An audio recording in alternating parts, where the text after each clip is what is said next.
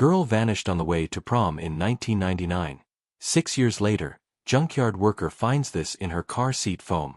Danny Rodriguez wiped the grease from his hands as he walked toward a blue 1997 Honda Civic that had been sitting in Miller's junkyard for weeks.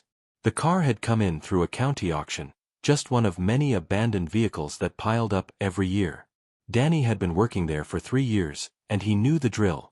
Strip off the valuable parts, then crush what was left. At first glance, the Honda looked like any other old car. The paint was faded, the bumper dented, the windshield cracked. The paperwork showed it had been found abandoned on Route 45 outside Millbrook back in 1999. Now, 6 years later, the state had finally cleared it for disposal. Danny opened the driver's door and started working on the seat. The fabric was torn and stained, nothing unusual for a car that had spent years in police impound. But as he tried to cut the seat loose, his knife slipped and sliced into the foam padding. That's when he heard a faint crinkle inside. Curious, Danny cut deeper. Hidden in the foam, wrapped in plastic, was a small cassette tape. The wrapping had kept it safe from moisture. Someone had hidden it there on purpose.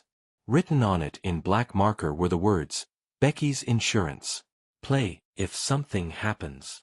Danny had never heard of any Becky, but the date written on the wrapper made his stomach sink, May 15, 1999. He quickly pulled out his phone. "Frank, you need to come here. That blue Honda from the county auction, I found something in the seat." About 20 minutes later, Danny sat in the office of Frank Miller, the junkyard's owner. Frank, a heavy-set man in his 50s who had run the yard for more than 20 years, held the tape carefully. "This car was tied to that missing girl case back in '99, Frank said. "Rebecca Morrison. She was on her way to prom and never showed up. They found her car 2 days later on Route 45, but she was never found." Danny remembered the story. It had been huge news in Millbrook, a 17-year-old honor student vanishing without a trace. The police searched for months but came up empty. "We need to call the police," Frank said firmly. Detective Sarah Chen arrived at the junkyard 30 minutes later. At 42, she had been with Millbrook PD for 15 years. She remembered the Morrison case all too well. She'd been a junior detective back then, working under Detective Martinez, who had retired 2 years ago. "The car was processed thoroughly in 1999, Detective Chen said, shaking her head. "How did they miss this?" Danny showed her the spot inside the foam, tucked deep behind the springs. "No one would have found it unless they cut the seat apart." Chen took photos, bagged the tape as evidence, and said quietly, "I need to contact the Morrison family. They deserve to know." James Morrison, Rebecca's father, had never given up hope. At 58, he was still chasing answers. An insurance adjuster by trade, he had spent 6 years hiring private investigators and running a website dedicated to finding his daughter. When Detective Chen called that afternoon, he was at his desk updating the site with his monthly plea for information. "Mr. Morrison, this is Detective Chen with Millbrook Police. I have some news about Rebecca's case. Could you come to the station?" James felt that old mix of dread and hope. "Did you find her? We've uncovered new evidence. I'd rather explain in person." An hour later, James sat in a police conference room with Detective Chen and Captain Williams. On the table between them lay the cassette tape. "A junkyard worker found this hidden inside the seat of Rebecca's car," Chen explained. "The handwriting looks like hers." James leaned closer. Even through the evidence bag, he recognized his daughter's rounded handwriting. She'd written like that since middle school. His voice shook. "What's on it? We haven't played it yet. I wanted you here when we did." Chen slid the tape into an old cassette player. After a burst of static, Rebecca's voice filled the room. James gripped the table. He hadn't heard her voice in 6 years. "If you're listening to this, something happened to me. I made this tape because I'm scared. Mr. Patterson has been acting strange lately. He always finds reasons to be alone with me after student council meetings. Last week, he touched my shoulder and said I was turning into a beautiful young woman. It made me sick." James felt his chest tighten. He knew that name. David Patterson. In 1999, Patterson had been vice principal at Millbrook High. He had even helped in the search when Rebecca disappeared. Rebecca's voice went on. "Mom, Dad, if something happens to me, you should know Mr. Patterson has been asking me to dinner. He calls it mentoring, but I know what he means. He said he could help me get into better colleges if I was friendlier. I told him no, but he won't stop. He's going to be a prom chaperone, and I'm scared he might follow me afterward. Please don't let him get away with it. There could be other girls too." The tape ended with Rebecca saying she loved her parents and hoped they would never have to hear the recording. James wiped his tears. "He was right there with us during the search. He hugged me, comforted me, all while knowing." His voice broke. Detective Chen nodded grimly. David Patterson left Millbrook in 2001. He's now a school principal in Arizona. I'll contact the authorities there and start building a case. "Why didn't she tell us?" James whispered. "Teenagers often feel ashamed," Captain Williams replied. "Especially when the predator is someone in authority." Later that afternoon, Detective Chen reopened the old case file. Patterson had been interviewed twice in 1999. Both times, he claimed he'd been home grading papers the night Rebecca vanished. His wife backed up the alibi. The file also noted that Rebecca's car had been found at 2:30 a.m. on Sunday, parked on the shoulder of Route 45, just 10 miles from the school. The car doors had been unlocked. The keys were still in the ignition, and Rebecca's purse sat on the passenger seat. In the back seat, her prom dress hung in its protective bag. Everything appeared untouched, no signs of a struggle, no blood, no ripped fabric. Nothing that suggested violence. Back in 1999, the leading theory was that Rebecca had run away, maybe with an older man. But her parents never believed it. They knew she wouldn't have abandoned them like that. Detective Sarah Chen contacted the Arizona Department of Education to check on David Patterson's current status. She learned that he was now serving as principal at Desert View High School in Phoenix. His record showed multiple awards for his work with at-risk students. But then she found something alarming. In 2003, a female student at his school had filed a complaint accusing Patterson of inappropriate behavior. The complaint was later withdrawn after Patterson denied it, and the girl's parents chose not to move forward. That evening, Detective Chen drove to James Morrison's home to discuss the investigation. He still lived in the same modest ranch-style house where Rebecca had grown up. Her room looked exactly as it had in 1999, a frozen snapshot of her life. "The Arizona authorities are working with us," Chen explained. "They'll be interviewing Patterson and searching his home. We're also re-examining every piece of evidence from 1999. James led her into Rebecca's bedroom. Her unworn prom dress still hung in the closet. Senior year photos covered her bulletin board. On the desk, framed under glass, was her acceptance letter to State University. She had planned to study journalism. She wanted to be an investigative reporter, James said softly. She always said she wanted to help people uncover the truth.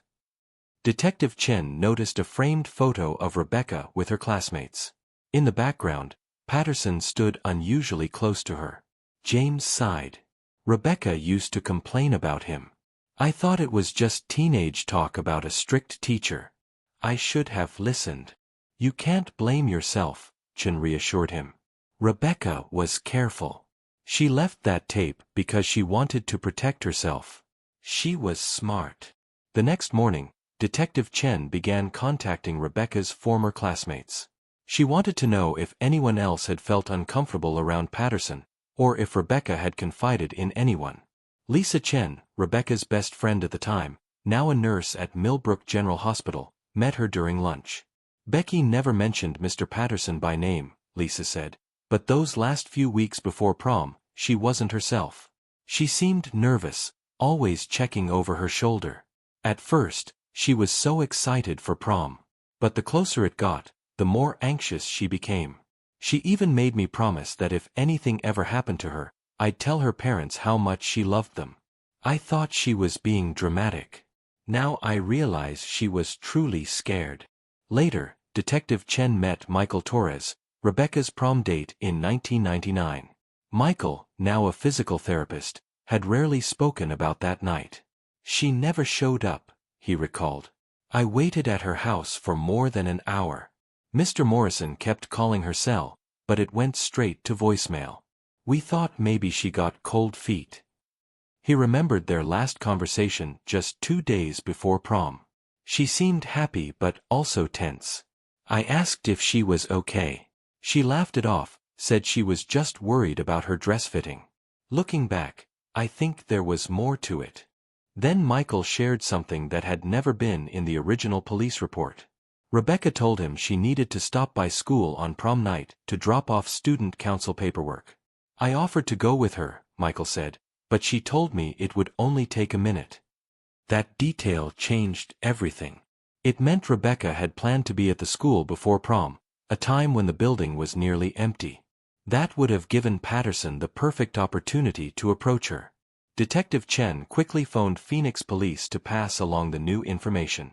The timeline was tightening, and Patterson's chance to intercept Rebecca was becoming more obvious.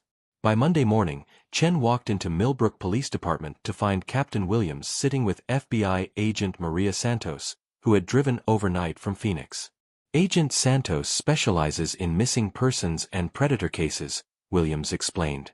"Because Patterson works in education, and this crosses state lines, the FBI is now involved." Agent Santos, a tall woman in her 40s with streaks of gray in her hair and sharp, focused eyes, had seen countless cases like this. "Patterson's profile matches a classic predator pattern," she explained. "Men in authority use their position to isolate and groom victims. From Rebecca's tape, it's clear his behavior was escalating." The 3 investigators laid out the evidence so far. They had the cassette tape, Rebecca's Honda Civic, and her belongings from inside the car. "We need to reprocess everything using today's forensic methods," Santos said. "DNA technology has advanced dramatically since 1999. There may be things we couldn't detect back then." Chen had already arranged to transfer Rebecca's car to the state crime lab for a new examination. She had also requested Patterson's full school district records to look for other complaints or red flags. At 10 a.m., Agent Santos phoned Phoenix police for an update on Patterson's interview. Detective Miguel Reeves, handling the Arizona side of the case, answered. "We brought Patterson in an hour ago," Reeves reported. Patterson claimed he could hardly remember Rebecca Morrison. He told investigators that over the years he had taught hundreds of students and couldn't be expected to recall each one. "What about his alibi on the night she vanished?" Agent Santos asked. He stuck to the same story he had given back in 1999, that he was home grading papers before going to bed early. His wife backed him up, but she had fallen asleep by 9 p.m. that night, so she couldn't say for certain whether he had left the house later. Meanwhile, Detective Reeves secured a search warrant for Patterson's current home. The search was set for that afternoon while Patterson was still in custody. At the same time, Detective Chen reviewed Patterson's employment history. After leaving Millbrook in 2001, he had worked at 3 different schools in Arizona. Each move was described as a promotion, but Chen spotted a troubling pattern. Patterson never stayed at any school longer than 2 or 3 years, and he always left just before the end of the school year. To Chen, that kind of timing often signaled underlying problems that schools chose to deal with quietly instead of pursuing formal investigations. Chen called the human resources offices at Patterson's former schools.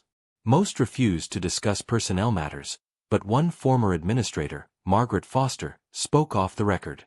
Foster, who had been assistant superintendent at Mountain Ridge High School from 2002 to 2005, was blunt. "David Patterson was a problem," she said. "We had several informal complaints from female students about inappropriate comments and behavior.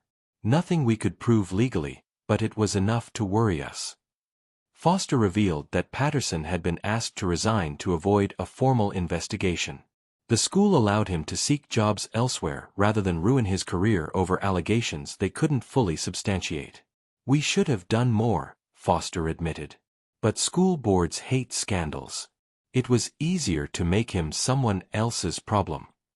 This suggested Patterson had likely been targeting students for years, moving on whenever things got too suspicious.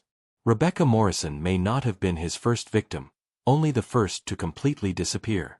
Agent Santos drove to Millbrook High School to speak with current faculty who had worked there in 1999.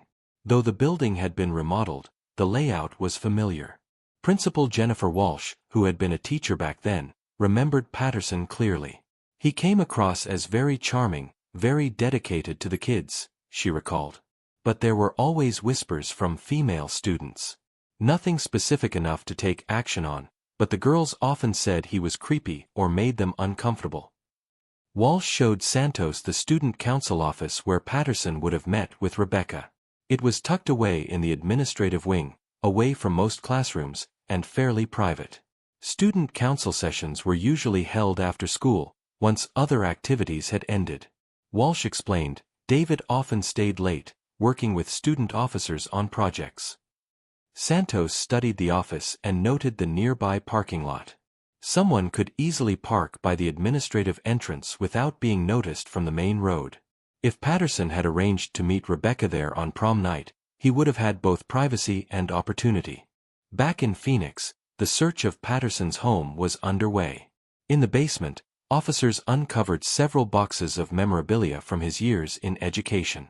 Inside were student photos, yearbooks, and what looked like personal letters from female students. Shockingly, some items came from Rebecca's senior year at Millbrook High. Among them was a copy of the senior class photo and meeting notes from student council, signed by Rebecca herself. Why would he keep these specific things? Reeves asked during a call with Agent Santos.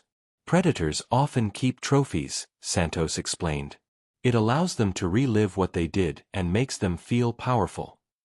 But the most disturbing find was a notebook filled with coded entries.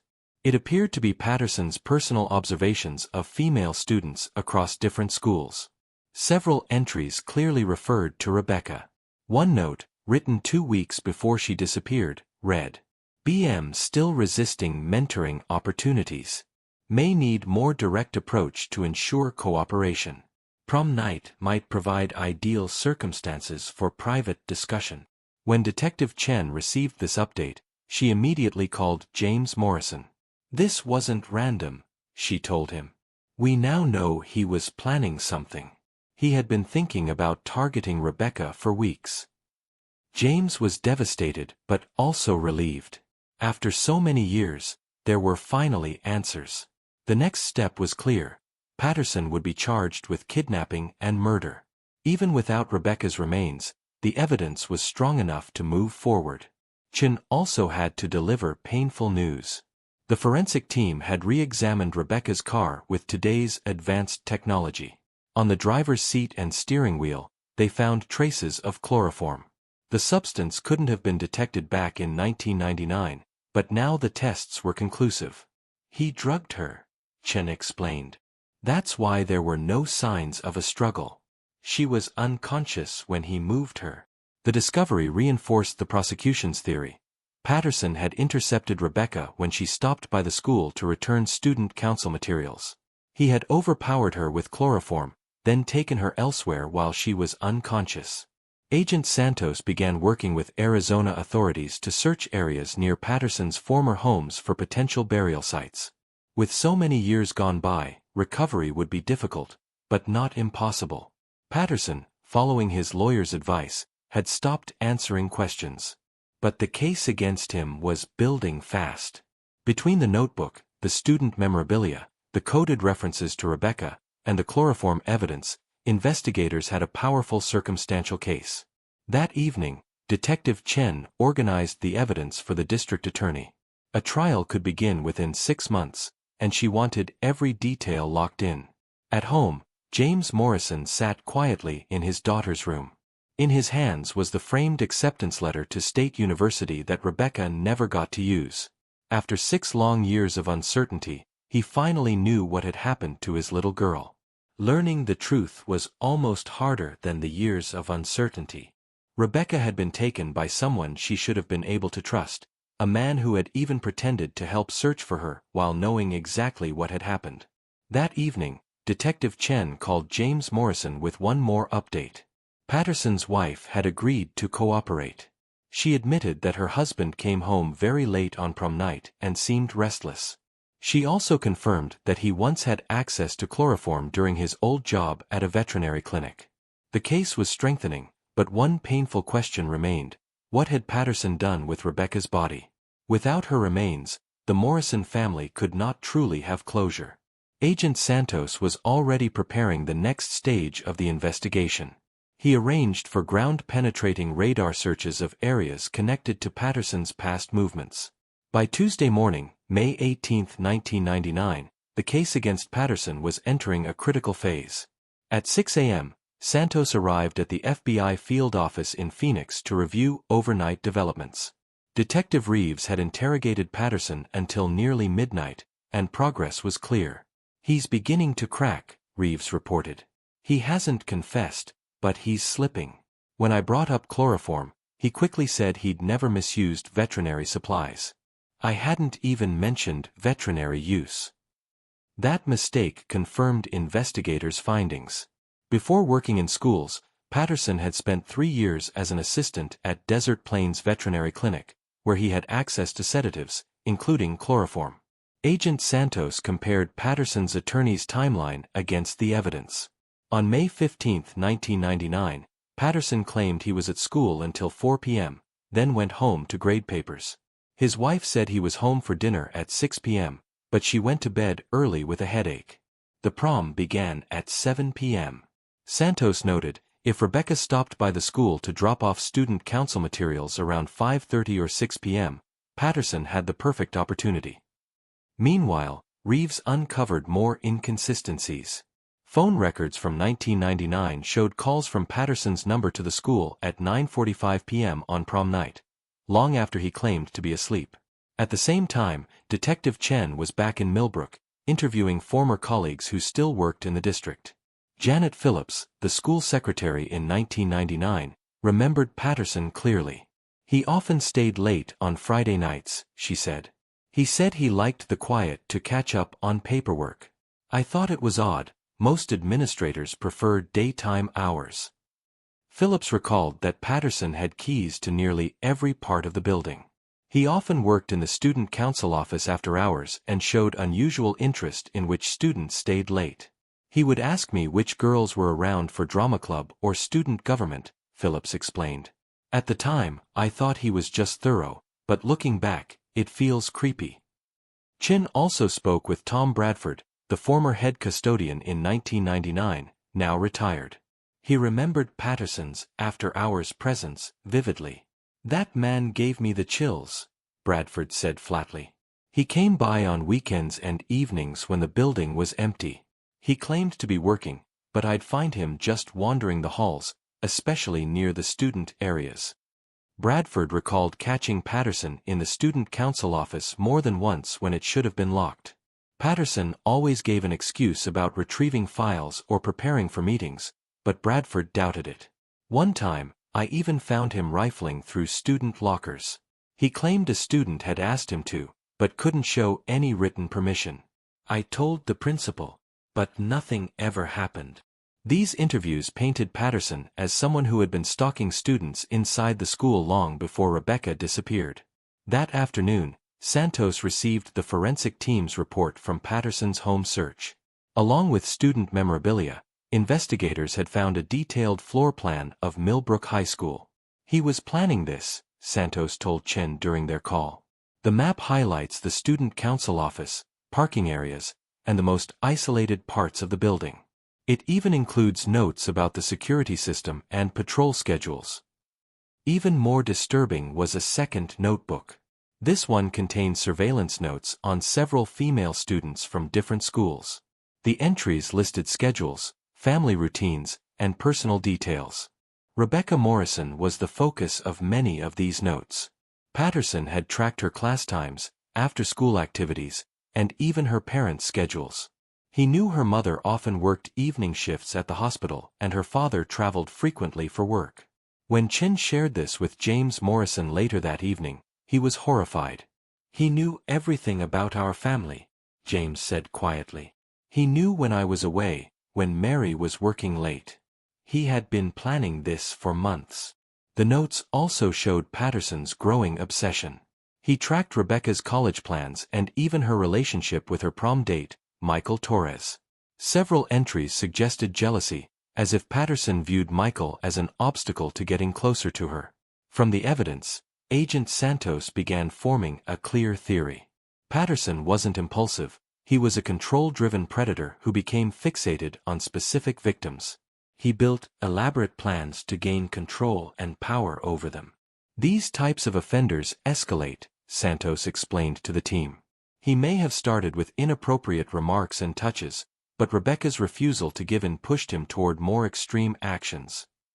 The psychological profile of Patterson was further confirmed through interviews with his past colleagues in Arizona.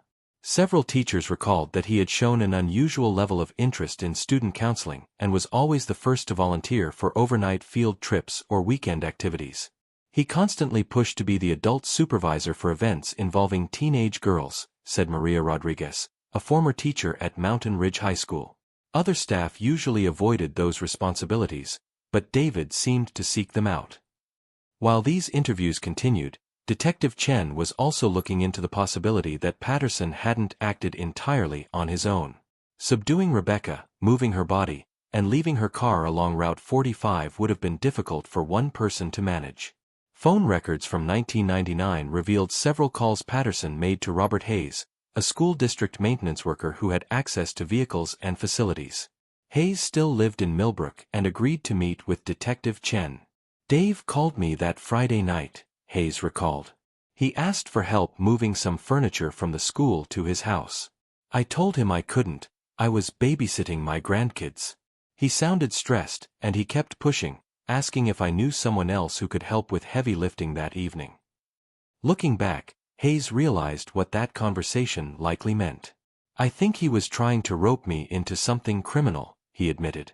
"Thank God I was unavailable."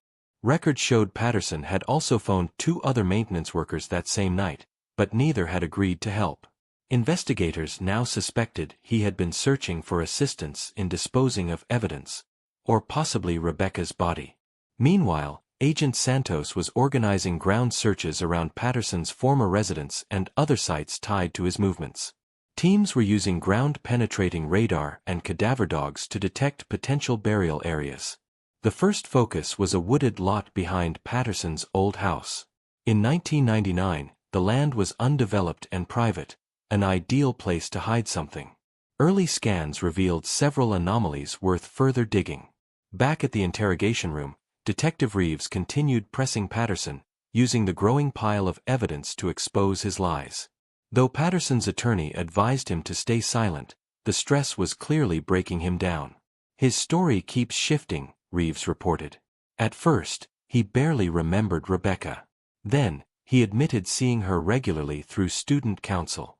Now he's claiming she had a crush on him and was pursuing him inappropriately." This attempt to blame the victim was textbook behavior for predators caught in a lie.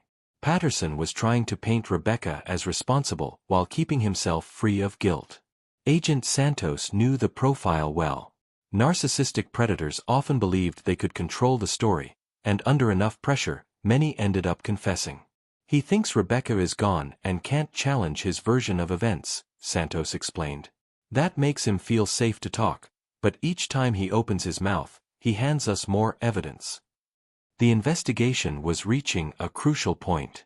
The evidence against Patterson was overwhelming, and now the team's focus was on recovering Rebecca's remains and uncovering the full extent of his crimes. By Wednesday morning, the case took a dramatic turn. Detective Reeves called Santos with urgent news. Patterson had asked to speak with investigators without his lawyer present. "He wants to make a deal," Reeves said. His exact words were, "I can help you understand what really happened if you're willing to be reasonable about charges." Agent Santos immediately flew to Phoenix to take part in the interrogation. She suspected Patterson's sudden willingness to talk was another attempt to control the narrative and minimize his role, but there was also a chance he might reveal the truth about Rebecca's fate. When Santos entered the interview room at the Phoenix Police Department, Patterson looked worn down after 3 days in custody. He had lost weight, and his normally neat appearance was disheveled. Yet, as soon as Santos and Reeves walked in, he straightened himself, trying to project confidence. "I want to help you understand the truth about Rebecca Morrison," Patterson began. "But I need to know this will be presented fairly to prosecutors." Santos kept her expression calm and neutral. "We're here to listen, Mr. Patterson. But I want to be clear, no agreements can be made without approval from the district attorney." Patterson nodded and launched into his version of events. Rebecca was troubled, he claimed. She was under constant pressure from her parents to succeed academically and socially. She often stayed after school to talk with me about her problems. Detective Reeves pressed him. "What kind of problems?" "She was scared of disappointing people," Patterson said. "Her parents expected so much, and she felt she could never live up to it. She talked about wanting to just disappear and start fresh somewhere else." To Santos, this was classic manipulation. Patterson was painting Rebecca as unstable, trying to suggest she may have run away or harmed herself. "Tell us about prom night," Santos asked. Patterson's tone shifted. "Rebecca came to school that evening to drop off some student council files. She was upset. She'd argued with her date about their plans after prom. She told me she didn't want to go through with it." "Go through with what?" Reeves asked. "The whole prom experience," Patterson said. "She thought it was fake and pointless. She asked if she could stay at school and help me with some paperwork instead of going to the dance." He claimed that Rebecca stayed in the student council office with him, organizing files. According to him, she even called her date to cancel their plans and later asked Patterson to drive her home. "What time did you take her home?" Santos asked. "I didn't," Patterson replied. "She changed her mind. She asked me to take her to the bus station instead. She said she wanted to visit her aunt in California and think about her future." But this story fell apart instantly. Investigators knew Rebecca's aunt lived in Florida, not California. They also knew Rebecca had been excited about prom and that her phone had not been used to contact Michael Torres or anyone else that night. Santos let Patterson keep talking, carefully noting every lie. Each false statement could be used against him later in court. "I drove her to the bus station around 9 p.m., Patterson continued. "She asked me to take her car back toward her house so her parents wouldn't worry right away. She said she'd call them from California once she was settled." Reeves pushed back. "Why would she trust you with her car?" "Because we had built a mentoring relationship throughout the year," Patterson said. "She trusted me to help her make important decisions." Patterson's story was collapsing under pressure. He had no explanation for why Rebecca would leave behind her car, her prom dress, her purse, and her entire life without ever contacting her parents. He also couldn't show any proof that Rebecca had talked about running away. Agent Santos decided it was time to confront him directly with evidence. "Mr. Patterson, we found chloroform residue inside Rebecca's car. How do you explain that?" Patterson's calm exterior cracked for the first time. "I don't know anything about chloroform. Maybe it came from contamination at the impound lot." Santos pressed further. "We also recovered your notebook with detailed surveillance notes about Rebecca and other female students. Can you explain those entries?" "They were counseling notes," Patterson insisted. "I tracked students who seemed to need extra support." But Santos laid out copies of the pages. Many of the entries included descriptions of Rebecca's appearance and habits, details that had no place in legitimate counseling records. "These don't read like counseling notes, Mr. Patterson. They look like surveillance logs." At that moment, Patterson's attorney walked in and immediately ended the interview. But the damage was already done. His contradictions and excuses had weakened his defense considerably. While Patterson was being questioned, Detective Chen was digging into leads about possible accomplices. Phone records showed Patterson had been in regular contact with Dennis Webb, a custodial supervisor with access to district vehicles and storage areas. Chen tracked Webb down at the district's maintenance facility. He was a thin, jittery man in his 50s, and the moment Chen identified herself, he became defensive.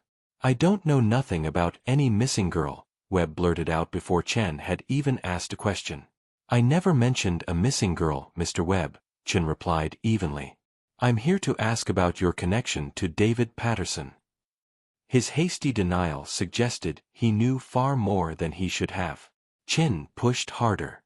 "We have phone records showing several calls between you and Patterson on May 15, 1999. What were those calls about?" Webb said he couldn't remember calls from 6 years ago, but his nervous posture gave him away.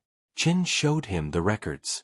One stood out clearly, a call from Patterson to Webb at 10:15 p.m. on prom night. "That's late for a work call," Chen pointed out.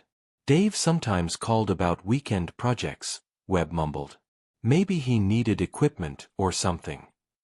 Chen already had a warrant based on his suspicious behavior and the phone records. That afternoon, she and state police officers searched Webb's property. In his garage, they uncovered disturbing evidence, a shovel with soil that didn't match the dirt on his land, hidden behind boxes. Even more damning was a student council folder with Rebecca Morrison's name on it, discovered inside a toolbox that had Webb's initials carved into the handle. "How did you get this folder, Mr. Webb?" Chen demanded. At first, Webb claimed he had never seen it. But the evidence was undeniable. Under pressure, he finally broke. "Dave called me around 10 p.m. He said he had a situation at the school. Said a student had gotten sick and he needed help cleaning up before the weekend." Webb explained that Patterson asked him to bring cleaning supplies and a school van to haul contaminated materials away. Without questioning, Webb agreed. "What exactly did you help him move?" Chen asked. "Dave said it was vomit and maybe some chemicals from the science lab," Webb answered. "He already had everything bagged up in garbage bags and wrapped in a tarp. We loaded it into the van and drove it to the old quarry." The quarry he described was an abandoned limestone site about 15 miles outside Millbrook. For years, it had been an unofficial dumping ground for construction debris and trash. To investigators, it now looked like the perfect place to dispose of evidence, or a body. Webb's confession confirmed Patterson hadn't acted alone. It gave detectives a clear lead on where to search for Rebecca and revealed how Patterson had covered his tracks. Chen immediately called Agent Santos. Search teams would need to comb through the quarry, and Webb himself would face charges as an accessory to murder. The case was closing in on resolution, but the most important task remained: finding Rebecca Morrison's remains and returning her to her family. Agent Santos began coordinating a large-scale search at the quarry. It was a huge area, littered with years of debris, but the team was determined. The search was scheduled to begin at dawn on Thursday, using cadaver dogs, ground-penetrating radar, and excavation equipment. After 6 long years, the Morrisons were closer than ever to the closure they needed. Thursday morning, as the sun broke through low clouds, search teams assembled at the 20-acre quarry outside Millbrook. The site had been abandoned since the 1980s, and piles of construction waste and old appliances made the search challenging. Agent Santos oversaw the operation, while Detective Chen coordinated with forensic experts. K-9 Officer Patricia Mills arrived with Ranger, a German Shepherd highly trained in human remains detection. Ranger had a long record of successful searches, even in cases where remains had been buried for years. "The dog will work in grid patterns," Officer Mills explained to Santos. "If there are human remains here, Ranger will find them." Meanwhile, back at the Millbrook Police Department, Dennis Webb was giving detectives more detail about the night he helped Patterson. Detective Chen recorded every word. "Dave was waiting for me at the school when I arrived around 10:30, Webb said. "He already had everything loaded onto a dolly at the back entrance. There were several heavy garbage bags and a blue tarp wrapped around something big." "Did you see what was inside the bags or the tarp?" Chen asked. "I didn't look," Webb admitted. "Dave said it was better if I didn't. He looked really stressed and kept checking the parking lot to make sure nobody else was around." Webb explained how he had loaded the bags and tarp into a school district van before following Patterson's car to the quarry. The trip took about 30 minutes, and they arrived at the remote site around 11:15 p.m. "There's an old access road that goes down into the quarry," Webb said. Dave knew exactly where to go, like he'd been there before to check it out.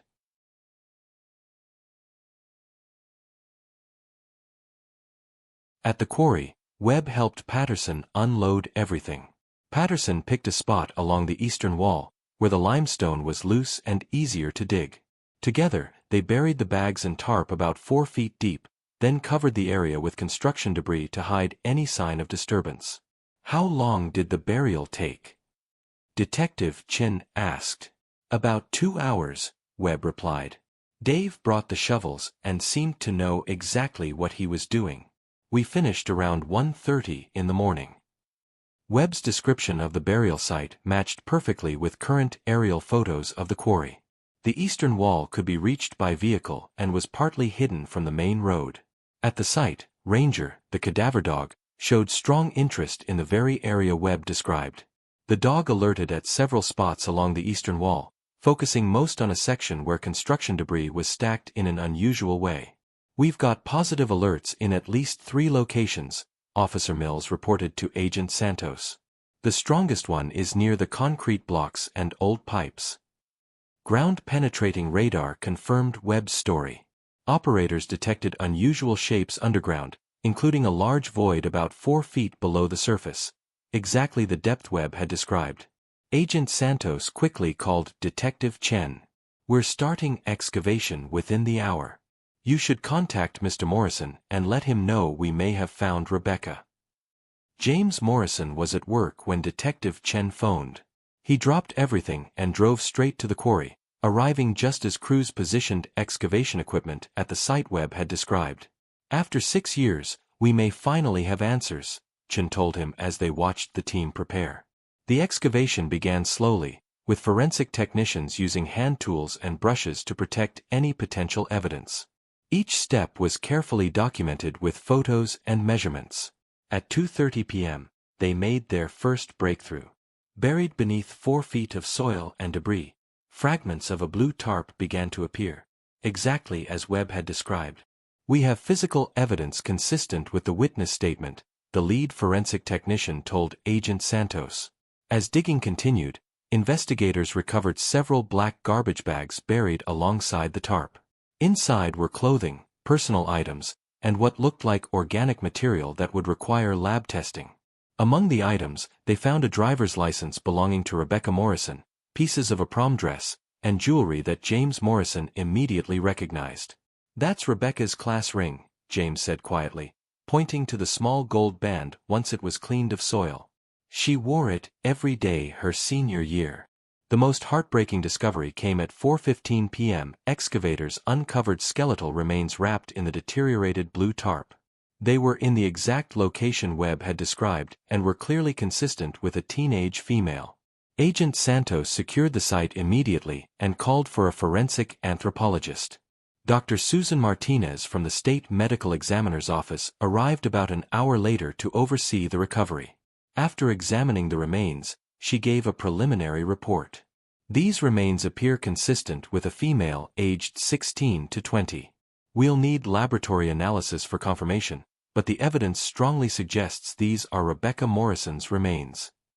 James Morrison stood silently at the edge of the site, watching as his daughter's remains were carefully removed. After 6 years of waiting, he was finally seeing Rebecca brought home. Detective Chen placed a hand on his shoulder. "She's coming home now," she said gently. The recovery took 3 full hours. Every bone fragment and piece of evidence was documented and collected for forensic testing. The remains were then transported to the State Medical Examiner's Office for detailed examination and official identification. Agent Santos contacted Detective Reeves in Phoenix to share the update. "We've recovered remains and evidence from the quarry. Patterson's story about the bus station doesn't hold up," Santos said. Reeves immediately confronted Patterson with the discovery. Patterson's lawyer tried to cut off any discussion, but the weight of the evidence was obvious. "We found her, David," Reeves told him. "We found Rebecca's body exactly where Dennis Webb said you buried her. Your bus station story doesn't explain why her remains are in a quarry outside Millbrook. Patterson stayed silent, but his body language made it clear. The discovery had destroyed any hope of defending himself. With Webb's confession and the physical evidence from the quarry, prosecutors now had a powerful case for first-degree murder. Patterson's own notes showed planning and surveillance, and the chloroform residue tied to Rebecca's car proved premeditation. Agent Santos coordinated with the district attorney's office to prepare formal charges. Patterson would face counts of murder, kidnapping, and sexual assault. Webb would be charged as an accessory to murder for helping hide the evidence. For the Morrison family, the case that had haunted them for 6 long years was finally closing. Rebecca's remains would undergo full forensic testing to determine her cause of death, but the truth was already clear: she had been murdered by someone she trusted. That evening, James Morrison drove home knowing his daughter was at last coming home. The years of uncertainty were ending, though the pain of losing Rebecca would never fade. At last, the Morrison family could begin the painful but necessary process of grieving properly and honoring Rebecca's memory. The investigation had not only revealed the truth about what happened to her, but it had also exposed David Patterson's long-term predatory behavior and his abuse of authority within the school system. Now, investigators would need to identify and reach out to other possible victims as the full scope of his crimes came into focus. On Friday morning at the state medical examiner's office, Dr. Martinez began the detailed examination of the remains recovered from the quarry. Agent Santos and Detective Chen stood by as the forensic pathologist carefully documented the evidence that would establish the official cause of Rebecca Morrison's death. The remains showed clear signs of blunt force trauma to the skull. Dr. Martinez explained that the fracture patterns were consistent with multiple blows from a heavy object. The skeletal analysis also revealed defensive wounds on Rebecca's hands and forearms, proof that she had tried to protect herself during the attack. This directly contradicted Patterson's claims that Rebecca had willingly cooperated with him. "She fought back," Detective Chen said quietly. "Whatever Patterson did to her, Rebecca didn't go quietly." Dr. Martinez confirmed that the head injuries alone would have been fatal, but she also found troubling signs that Rebecca had been restrained before the assault. Ligature marks on her wrist bones suggested her hands had been tied with rope or something similar. The forensic evidence made it clear: Rebecca had been kidnapped, restrained, and then murdered. This evidence supported charges of first-degree murder, kidnapping, and sexual assault. Meanwhile, in Phoenix, Detective Reeves was preparing Patterson for extradition to Ohio, where he would face trial. Patterson's attorney had filed motions to fight the transfer, but the evidence against him was overwhelming, and the legal maneuvers were unlikely to succeed. Patterson himself had fallen completely silent after learning Rebecca's remains had been found. His refusal to speak suggested that he now understood the seriousness of his situation and could no longer manipulate the story with false confessions. Agent Santos worked closely with prosecutors, reviewing all the evidence and organizing the case for trial. The file now contained Patterson's surveillance notes, Dennis Webb's confession, the physical evidence from the quarry, and the forensic results, all proving that Rebecca had been murdered. Detective Chen drove to the Morrison home to share the medical examiner's findings with Rebecca's father, James. Though James was braced for the worst, hearing the details of his daughter's final moments was devastating. "She fought him," Chen told him gently. "Rebecca didn't give up. She tried to defend herself." As painful as it was, James found some comfort in knowing his daughter had shown bravery to the very end. She had died resisting, not submitting, just as her family remembered her, strong-willed and determined. "When can we have a funeral?" James asked. "The medical examiner will release her remains within a few days," Detective Chen replied. "You'll finally be able to lay her to rest properly." At the same time, the investigation widened. Agents were now working to identify other possible victims of Patterson's predatory behavior. Santos contacted law enforcement agencies in every state where Patterson had worked, asking them to review unsolved cases involving missing or assaulted young women. The initial findings were chilling. At least 3 cases showed disturbing similarities to Rebecca's. In Arizona, a 16-year-old student reported in 2003 that she had been sexually assaulted by a school administrator, but the case was dropped after her family moved out of state. In Colorado in 2004, where Patterson had worked briefly, a 17-year-old girl vanished after staying late for a student council meeting. Her body was never found, and the case was left unsolved. The details of her disappearance bore an unsettling resemblance to Rebecca's. Agent Santos began working with Colorado authorities to determine whether Patterson could be linked to that case. Investigators were reviewing phone records and travelogues to see if Patterson had the opportunity to commit crimes outside Arizona during his time there. The pattern was becoming clear. Patterson had likely been targeting young women for years, using his authority in schools to single out vulnerable students and exploit their trust. Rebecca may have been his first murder victim, but she was almost certainly not his first victim. Dennis Webb added even more to this picture. In extended interviews, Webb revealed that Patterson had asked him for help covering up suspicious incidents on more than one occasion. "Dave called me in 2001, asking if I knew how to get bloodstains out of a carpet," Webb admitted to Detective Chen. He said there had been an accident in his office, and he didn't want to file an insurance claim. Webb also recalled helping Patterson get rid of personal items that supposedly belonged to students who had dropped out suddenly. These included jewelry, clothing, and personal photos, things Patterson claimed needed to be destroyed for privacy reasons. "I should have asked more questions," Webb confessed. "But Dave was my supervisor, and I needed that job. I didn't want to make trouble." Webb's testimony suggested Patterson had been committing crimes for years, with a system in place to hide evidence and keep suspicion away. His pattern of moving between schools every few years allowed him to avoid detection while continuing to prey on students. The FBI launched a multi-state investigation, coordinating efforts to uncover every potential victim and connect Patterson to unsolved cases across the country. Officials expected the investigation to take months, but it was necessary to bring full justice for all victims. Agent Santos briefed FBI headquarters on the broader scope. "We're looking at a serial predator who used his role in education to gain access to victims for at least a decade." The Morrison case had opened the door to what now looked like a larger pattern of exploitation and murder of teenage girls. Patterson's careful planning and methods for disposing of evidence suggested he had refined his crimes over time. For James Morrison, the hardest part was learning that his daughter might not have been the only one. The thought that other families had suffered similar losses was both heartbreaking and oddly comforting. "At least other families might finally get answers too," James told Detective Chen. "Rebecca's case might help solve other disappearances." Dr. Martinez concluded her examination, officially confirming Rebecca's identity through dental records and DNA analysis. The cause of death was determined to be multiple blunt force injuries to the head and neck. The final report left no room for doubt. Rebecca Morrison died as the victim of homicide. Dr. Martinez stated in her official report, "The injuries are consistent with being struck multiple times with a heavy blunt object while she was restrained." This final report gave prosecutors the last critical pieces of evidence they needed to seek the death penalty against David Patterson.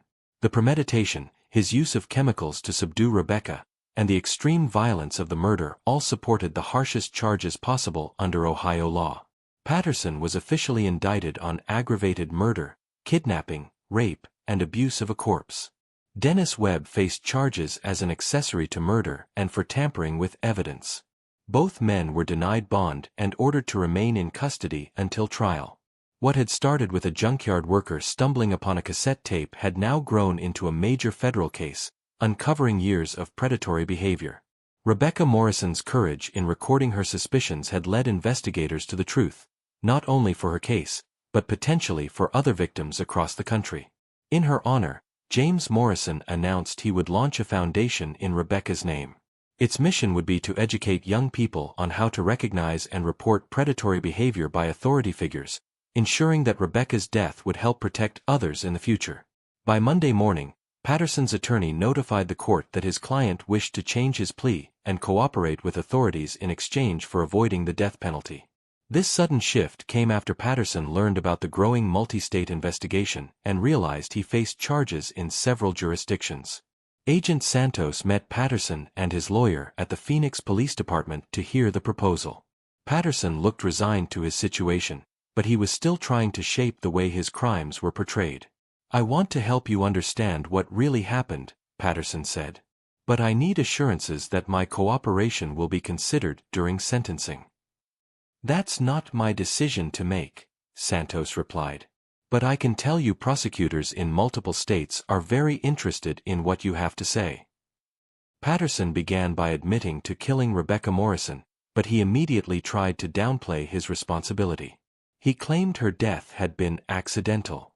According to his version, he only meant to frighten Rebecca into obedience, but she fought back harder than he expected. Rebecca was screaming and resisting, Patterson said. I was just trying to calm her down so we could talk. Things got out of hand. Agent Santos recognized this as another attempt at manipulation. The forensic evidence told a very different story.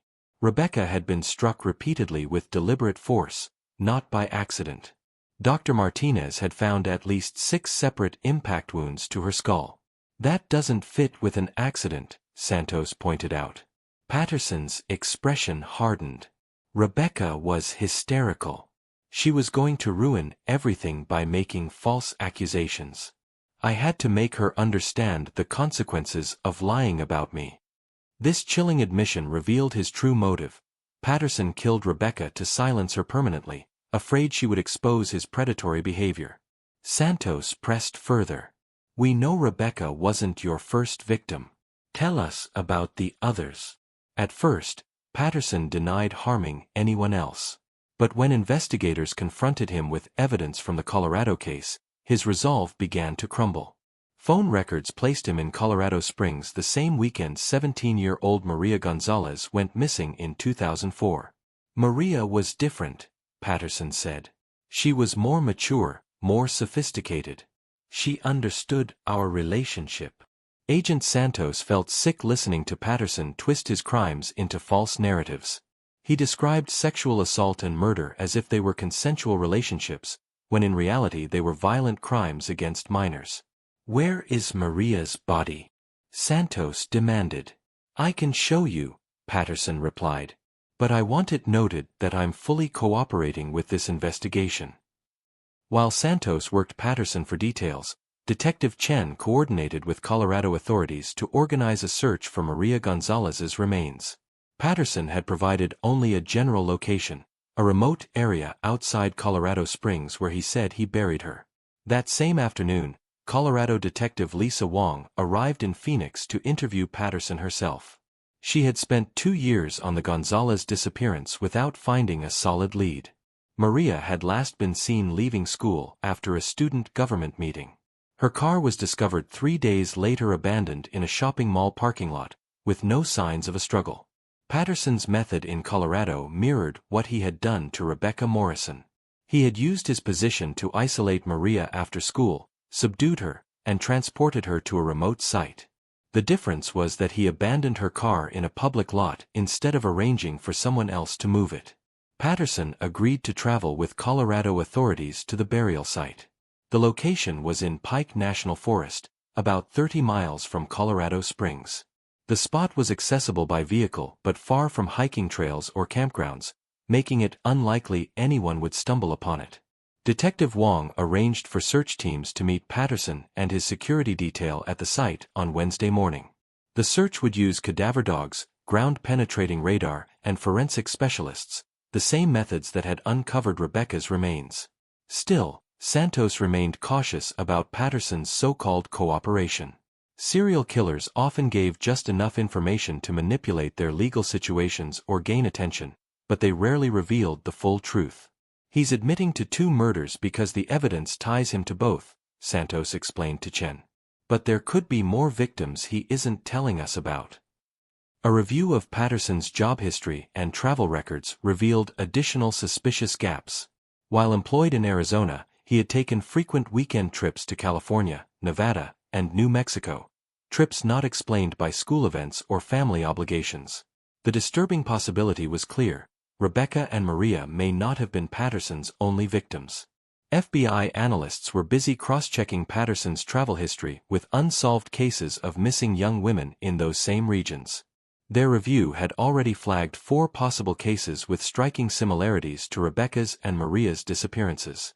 At the same time, Detective Chen was looking into whether Patterson had worked with accomplices beyond Dennis Webb. The complexity of his crimes suggested that he may have relied on others to help him identify victims, hide evidence, or create alibis. Phone records backed up this suspicion. They showed frequent calls between Patterson and several maintenance workers, security guards, and administrative staff at the schools where he had worked. Many of these calls took place during hours when Patterson should have been off duty or away on vacation. One name came up again and again: Gary Mills, a security guard who had worked at 3 different schools during Patterson's tenure. Mills abruptly left his position in Arizona shortly after Patterson's arrest and had not been located since. He could be on the run because he knows he's tied to this, Detective Chen told Agent Santos. We need to find him before he disappears completely. A nationwide search for Gary Mills was launched. But Mills had not used any credit cards, nor had he reached out to family members since leaving Arizona. His sudden disappearance strongly suggested he understood his connection to Patterson's crimes and was trying to escape prosecution. Agent Santos coordinated with the U.S. Marshal Service to track down Mills and identify any other possible accomplices. What had started as a single murder case was rapidly unfolding into a multi-state investigation of a larger predatory network. Patterson's partial cooperation was useful, but it also revealed just how extensive his criminal web had been. By Wednesday morning in Pike National Forest, Patterson led investigators to a hidden spot where he claimed to have buried Maria Gonzalez 4 years earlier. The location was only reachable by an old logging road and concealed by thick trees and heavy undergrowth. I brought her here because it was private, Patterson told Detective Lisa Wong. We could be alone to work out our differences without interference. His twisted choice of words tried to mask the truth, that he had lured Maria to this secluded area to assault and murder her. Patterson's ability to describe his crimes in such distorted language showed how he justified his actions to himself. As soon as cadaver dogs reached the area Patterson pointed out, they alerted. Ground-penetrating radar confirmed disturbances below the surface, consistent with buried remains. The search for Maria was officially underway, and for the first time, her family was close to learning what had happened to her. The case was growing bigger by the day. What had started with Rebecca Morrison's cassette tape was now exposing a string of predatory crimes across multiple states, possibly involving dozens of victims. On Thursday morning in Pike National Forest, search teams began digging at the site Patterson identified. Detective Wong oversaw the operation in person, while Agent Santos monitored by video conference from Phoenix, where she continued interrogating Patterson about other victims. The excavation was done carefully, with forensic experts documenting each layer of earth. About 3 foot down, searchers recovered pieces of clothing and personal items. We've got what looks like a class ring with the initials MG, the lead technician reported to Wong. It appears to be from Colorado Springs High School. Maria's parents had described the jewelry she was wearing the day she vanished, including that class ring and a silver necklace with her birthstone. Finding these items was a major step in confirming the site and directly tying Patterson to Maria's disappearance. At 11:30 a.m., searchers uncovered skeletal remains consistent with a teenage female. Dr. Patricia Walsh, a forensic anthropologist from Colorado State University, examined the remains at the site before authorizing their removal. Based on preliminary analysis, these remains match Maria Gonzalez's age, height, and general characteristics, Dr. Walsh reported. We'll need lab confirmation, but the evidence strongly indicates this is Maria. Agent Santos immediately called Patterson's holding cell to confront him while the search team was still at work.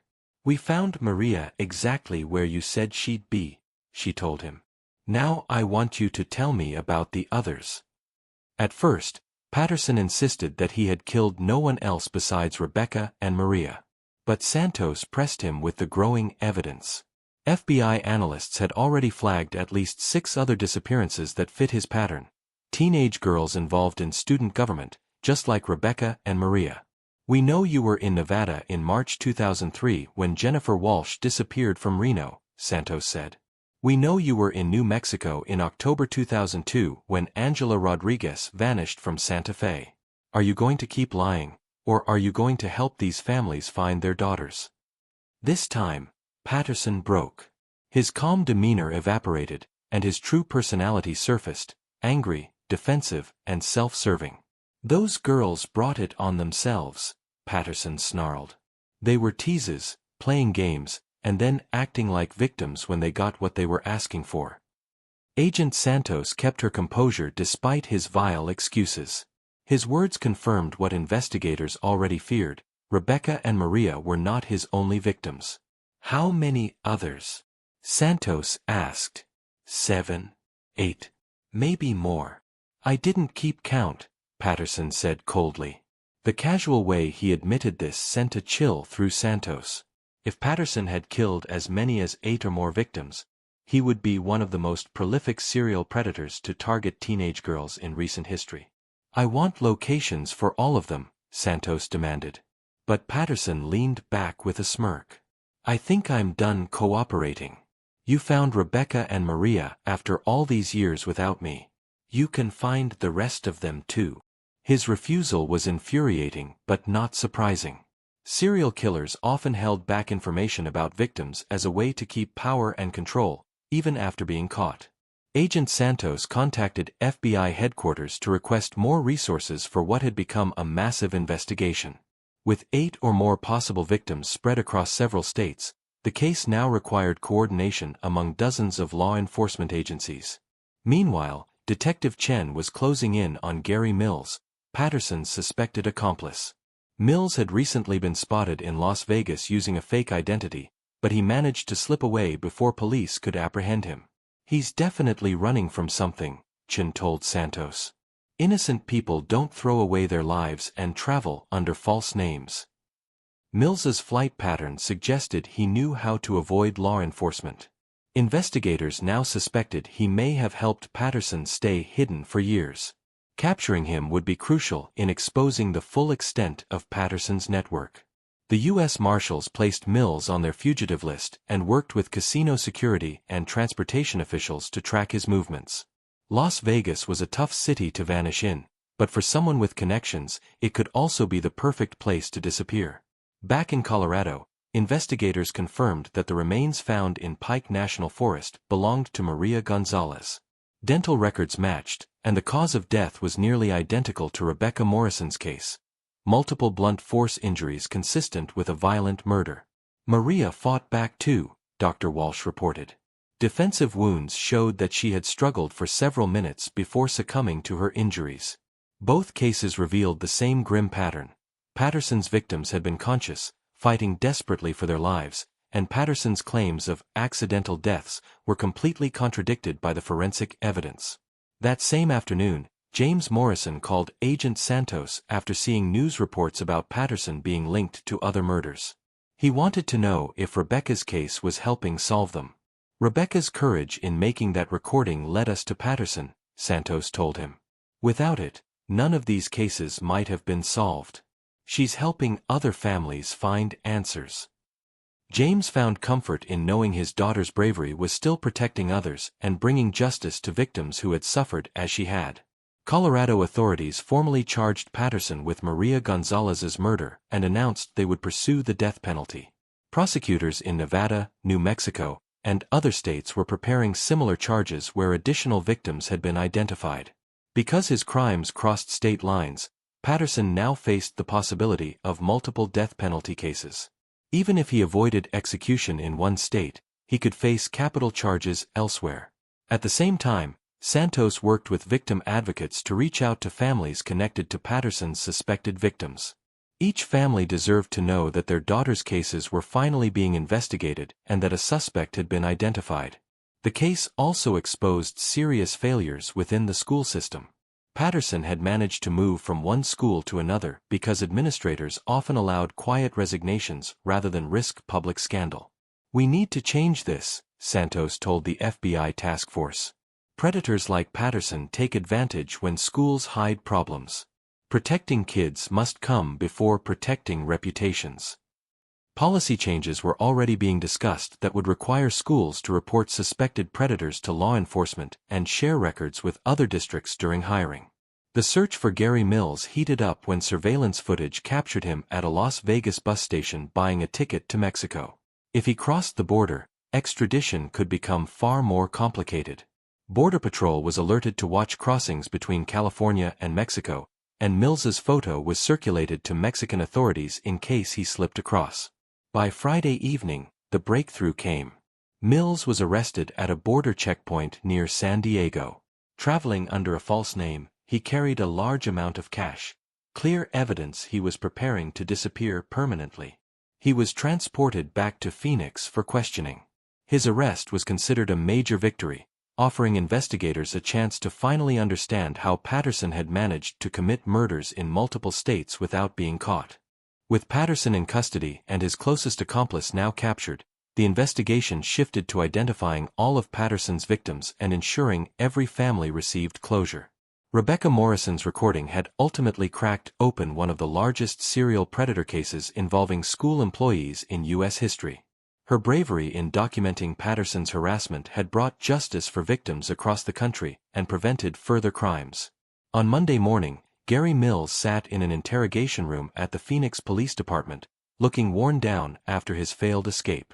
Santos and Chen had waited 3 days to confront him, and they were ready for a long session. Mills was in his 40s, thin, with graying hair and restless eyes. His work history showed a troubling pattern. He had taken security and maintenance jobs at several schools, often at the same time as Patterson. The overlap suggested far more than coincidence. It hinted at a close working relationship. "We know you helped David Patterson commit multiple murders," Santos began firmly. "Your phone records show hundreds of calls between the two of you over the past 8 years, including nights when girls disappeared." Mills immediately asked for a lawyer. But Santos pressed forward, laying out the evidence.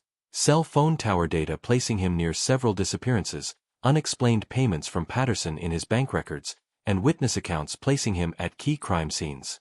"You can have an attorney," Santos told him, "but the evidence against you is overwhelming.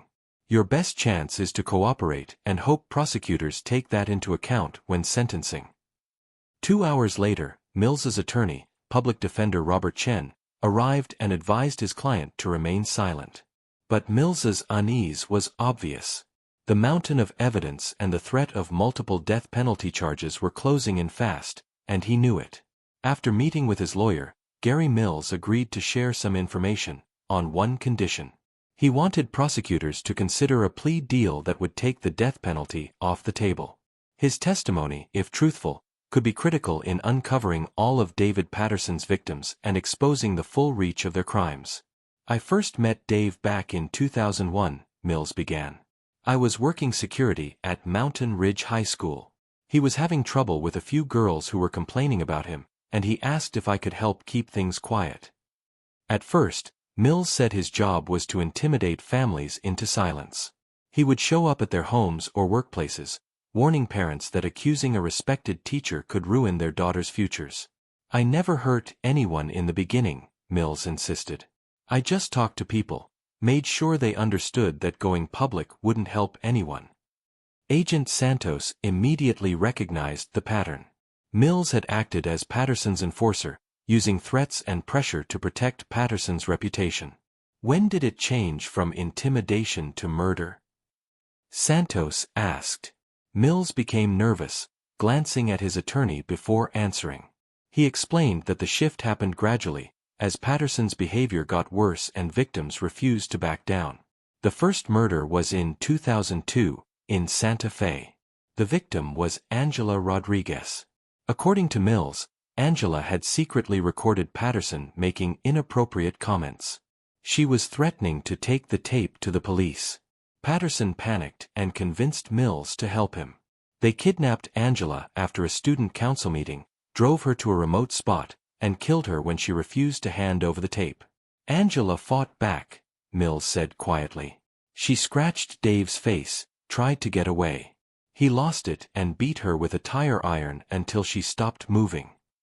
The details lined up with forensic evidence from other cases.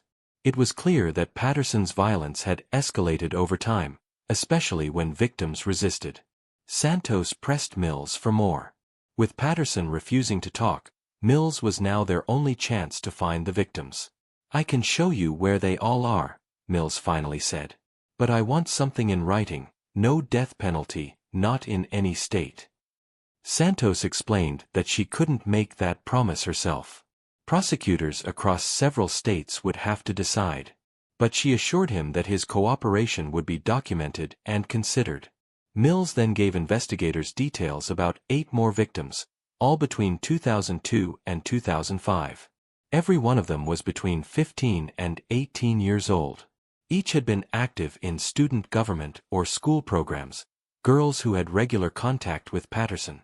The methods were chillingly similar.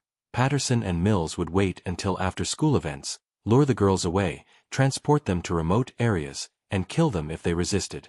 Mills admitted he was always involved, sometimes as the lookout, other times helping dispose of evidence. Dave always said the girls brought it on themselves, Mills added coldly. He said they teased him, led him on, then tried to ruin his life when he responded. Santos was disgusted by his attempt to excuse his role but kept her composure. She needed every detail. The burial sites Mills described were scattered across Arizona, New Mexico, Nevada, and Colorado. Some victims were hidden in deserts, others in forests or old mining sites. The widespread explained why investigators had never connected the murders before.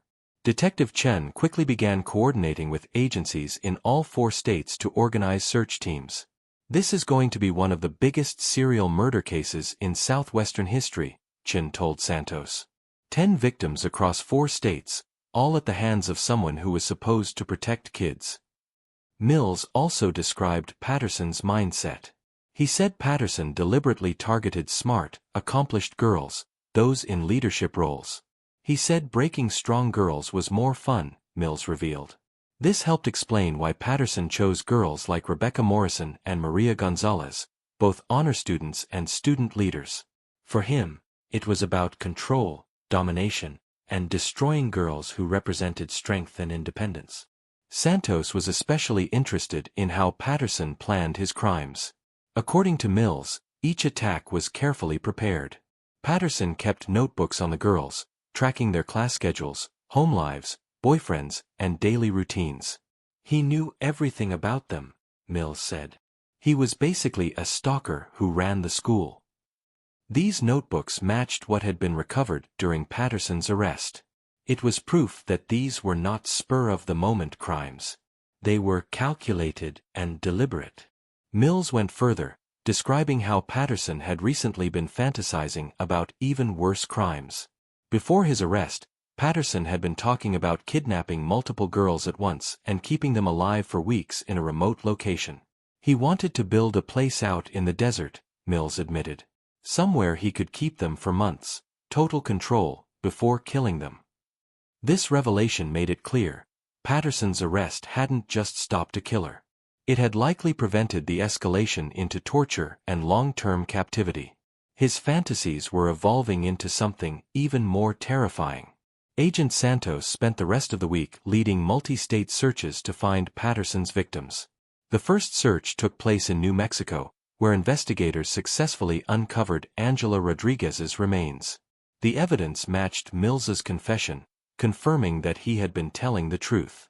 Each recovery brought painful but necessary closure to another family, while also proving that Patterson's crimes were as widespread as investigators feared. Along with the remains, search teams also found personal items Patterson had kept as trophies, dark reminders of his victims. James Morrison followed the growing investigation with mixed feelings. On one hand, he was relieved that families like his were finally learning the truth about their daughters. On the other hand, the sheer number of victims horrified him. Rebecca had not been Patterson's only victim, she was just one among many. At least her tape helped stop him before he could hurt even more girls, James told Detective Chen. The investigation revealed that Patterson's killing spree might have continued for years if not for Rebecca's courage. By recording his harassment and hiding the evidence in her car, she had set in motion the case that would expose his crimes, save future victims, and finally bring justice. Mills was officially charged as an accessory to murder in all 10 cases. Because of his cooperation, prosecutors agreed to remove the death penalty option. Instead, he would spend the rest of his life in prison. Patterson, however, refused to cooperate at all and showed no remorse. He was scheduled to face trial in several states, and prosecutors were confident that he would receive the death penalty in at least one jurisdiction. The case also uncovered serious failures in how schools handle reports of staff misconduct. In response, new rules were introduced requiring that all suspected predators be reported directly to law enforcement. The most important outcome, however, was that Rebecca Morrison's final act of bravery ensured that David Patterson would never harm another child. 6 months later, James Morrison stood inside a packed courtroom in Millbrook as the judge prepared to sentence David Patterson for Rebecca's murder. After a 3-week trial, Patterson had been convicted on all charges, including aggravated murder, kidnapping, rape, and abuse of a corpse. The trial had been devastating for the families of the victims, but it finally gave them full answers about what had happened to their daughters.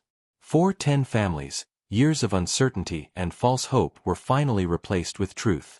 Mr. Patterson, you have been found guilty of the aggravated murder of Rebecca Morrison, along with kidnapping, rape, and abuse of a corpse, Judge Margaret Walsh announced. Before I impose sentence, is there anything you wish to say? Patterson stood silently beside his attorney, refusing to speak. Throughout the trial, he had never once shown remorse. Instead, he blamed his victims for their own deaths and refused to take responsibility, even when faced with overwhelming evidence. Very well, Judge Walsh continued. The court sentences you to death by lethal injection for the murder of Rebecca Morrison. You are also sentenced to life imprisonment without parole on each of the remaining charges, to be served consecutively.